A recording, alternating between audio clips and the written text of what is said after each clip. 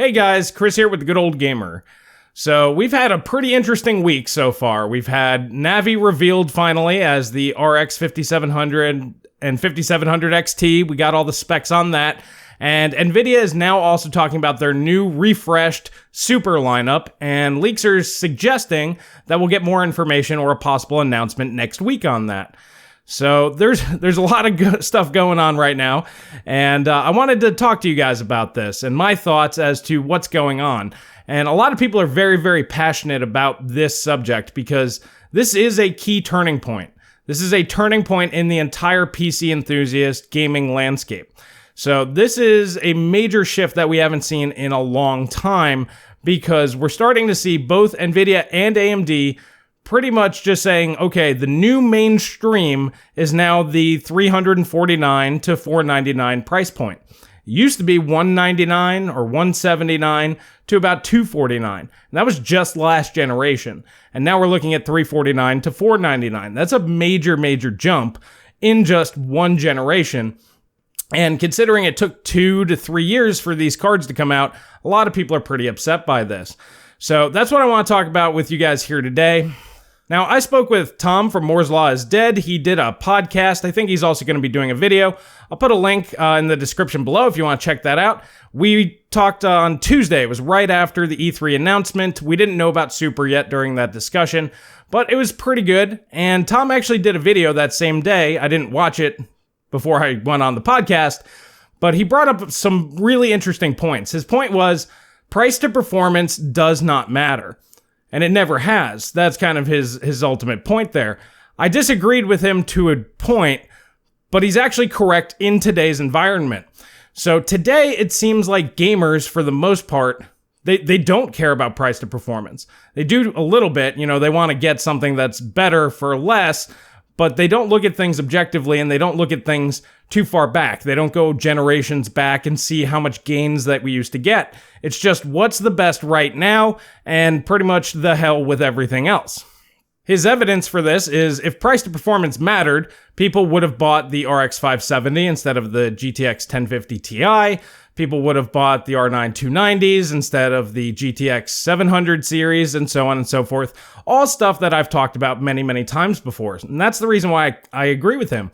People vote with their wallets, and whether I like it or not, whether you like it or not, the people, the vast majority of the PC gaming community, the enthusiasts of today, really don't care that much about price to performance. What they really care about is just maximum performance, and they want to get it as cheap as they can, but that doesn't really matter. They just want to get the most performance for whatever amount of money that they want to spend, and whether or not that's only 10 or 20% faster than last generation at the same price point, well, it's still faster and they don't care. It's better, and that's how much money they want to spend, so they spend it. And we've seen this trend go on and on and on for a while now. Now, this mentality is in stark contrast to when I first got into PC gaming.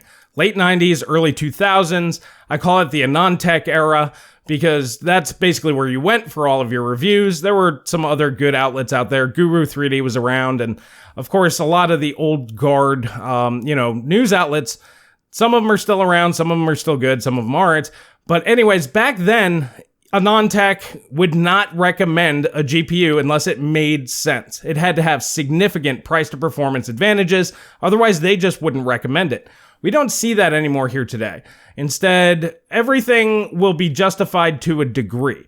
Now, a lot of YouTubers and stuff nowadays will be critical of really, really bad value, but at the same time, there's always going to be a, but if you're going to do this, but if you're going to do that. If you read some old Anantech articles, check out the 8800 Ultra review.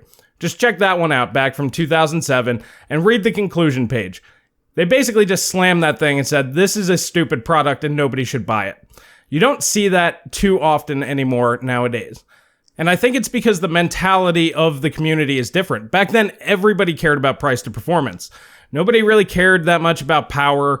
Nobody really cared about features too much. It was really just the best bang for the buck at every single price point. And you'd have people debating features and stuff in comment sections, and this will overclock better and stuff like that. But for the most part, the community as a whole was very, very much aware of what the better value was from any of the companies. People were more company agnostic, I guess you could say, as well.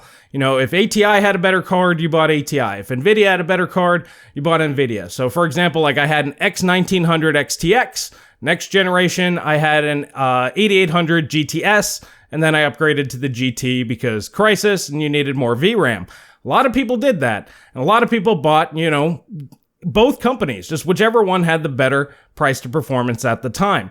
Nowadays, we're starting to see people just plant their flags, and they're less likely to try out different companies. They just keep buying from the same company over and over and over again and want to justify their own purchasing decisions and their decision to stick to that regardless of what is going to be offering better value. Now, in today's world, with the release of the new RX 5700 series, we're seeing that massive shift of the mainstream graphics cards from both companies. We saw it first with Nvidia, with the TU106-based RTX 2060 and RTX 2070 at $349 and $499, all the way up to $599 actually, for mainstream graphics cards. Now, Nvidia tried to tell everybody it's because of RTX and this and that and larger die sizes. They made their excuses, their fans made those excuses, and people that really wanted to buy these cards used those excuses to justify these purchases. But at the end of the day, you're buying a mainstream graphics card, which up until this generation typically was between $179 and $249. That's the range that they used to be in. Now we're starting at $349 all the way up to $599. Realistically, it's more like $499. So that's the new range. $349 to $499 from $179 to $249. So that's a massive jump in just one generation. And that's really where my main issue comes in, is that we're getting far less performance increases for the same money. In fact, we're all being shifted up further and further and further. Now, granted, things get more expensive over time, but this is a giant, massive increase in pricing. Now, Nvidia is going to go ahead and undercut AMD, which is a good thing. I actually, in the podcast with Tom, said Nvidia doesn't have to do anything. The only reason why that they would want to lower prices is because they want to move more units. Turing's not selling all that well, but the new prices from AMD justify Nvidia's price scheme. You know, they were a little bit more expensive and technically going to be a little bit slower, but that doesn't really matter. They're basically the same performance per dollar. It'd be very, very close, and we'll find out once reviews come out. So it's one of those situations where the only reason why that they need to lower prices, it's not to be competitive. Nvidia owns the market. They have better mind share or marketing, and they're still going to outsell AMD even if they're more expensive and a little bit slower. So the only reason why that they want to lower prices is to go ahead and just sell more units for people that are holding out. So it looks like they're going to come out with these new super cards at the same prices that they're currently at for each tier, and then they're going to drop the prices of the current 2060, 2070, and 2080.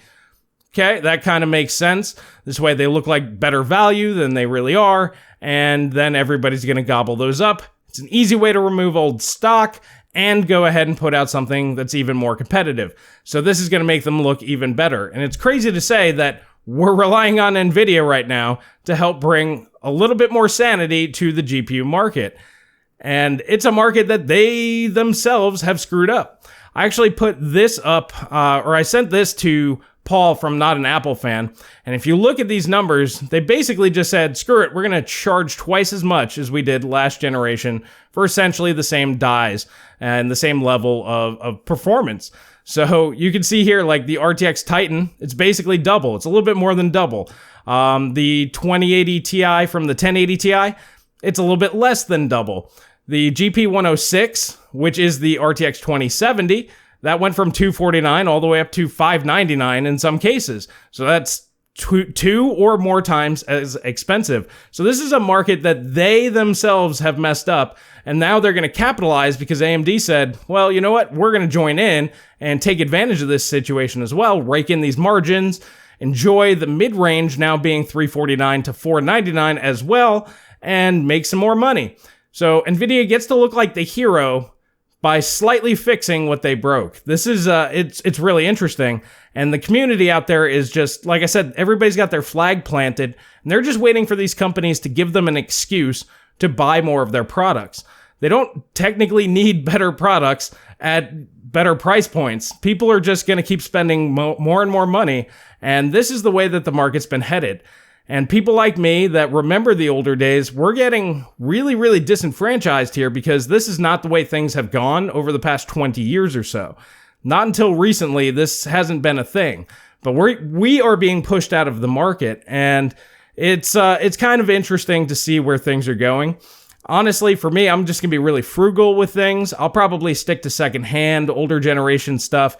And for me, that makes more sense right now because you can get really good deals on last generation hardware that'll still last a few more years. It won't last as long as these current generation cards, but it'll still last, and you can get them significantly less.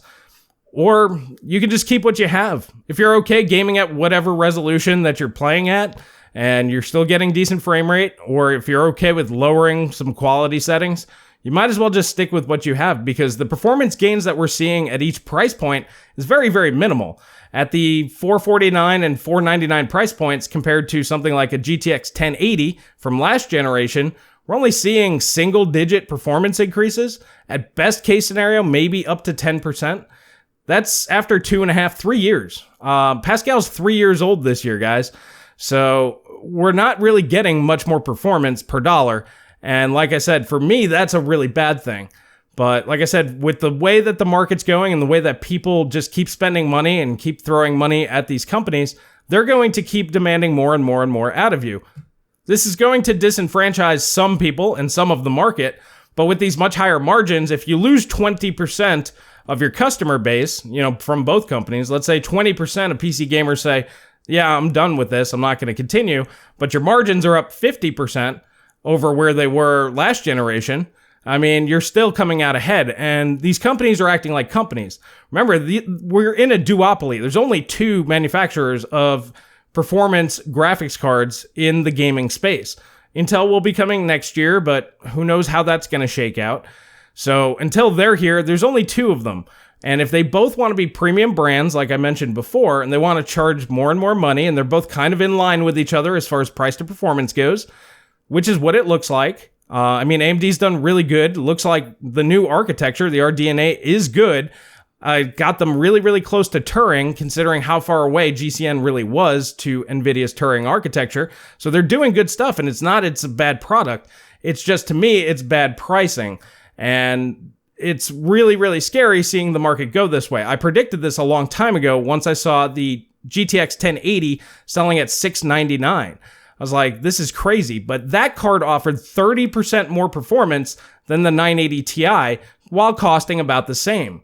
So even at the same price with the 1080 Ti, at the same price as the 980 Ti, it was 30% more performance, and that was still a bad deal. So even back then, I could see where things were going. I could see that tiers were going to be shifting up. But, honestly, this generation, they just went for the moon. Basically doubling prices from one generation to the next. And this is also the largest gap we've had in between GPU generations. A little bit over 2 years for NVIDIA and about 3 years from AMD. Now, I know a lot of you guys will be like, well, Vega came out in 2017. Vega really wasn't a gaming card. So really, we're going from Polaris to Navi. I'm ignoring the Vega cards because those were just stopgaps. They were just really poorly binned server cards. That's all that they really were. And they were just a stopgap to get them to this point. But realistically, Polaris to Navi, it's been 3 years. And that's the architecture that's designed for gaming for both generations.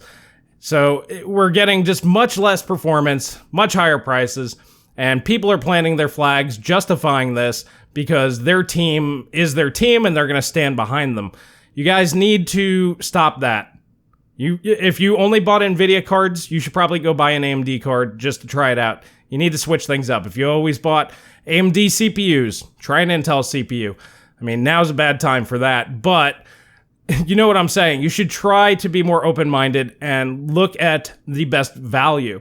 And if we continue on this track, who knows where it's going to end? Mainstream might be $1,000 by the end of the next decade. Who knows? But those are just my thoughts. Let me know what you guys think down in the comment section below. Scary times. I don't know where things are going to end. I think this is going to ostracize a lot of people. And that's what really worries me, because I feel like I'm personally being pushed out of this market. And it's a market I've been in for over 20 years now. I really like it. I want to stick with it. But honestly, I need to see tangible gains every generation. I need to know that my business is being earned, not just, oh, it's slightly better, so you should buy it. To me, that's not good enough, but let me know what you guys think down in the comment section below. If you like this video, please hit that like button, please subscribe, please share with friends. If you want to help out the channel, please consider becoming a patron for only $1 a month. Really helps out the channel. Really appreciate that. Get some cool rewards. That's all I have for today. I will catch you guys in the next video.